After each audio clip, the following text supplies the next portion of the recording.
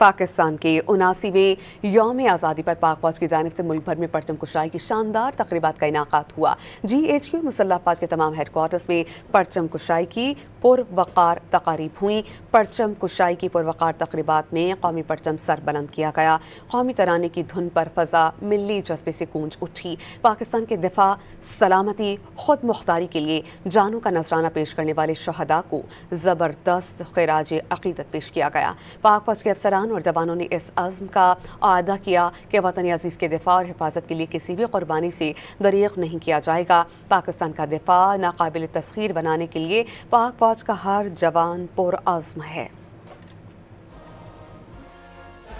पाकिस्तान के 79वें यौम आज़ादी पर पाक फौज की जानिब से मुल्क भर में परचम कुशाई की शानदार तकरीबात का इनाकात हुआ। GHQ मुसल्लह अफवाज के तमाम हेडक्वार्टर्स में परचम कुशाई की पुरवकार तकारीब हुई। परचम कुशाई की पुरवकार तकरीबात में कौमी परचम सर बुलंद किया गया।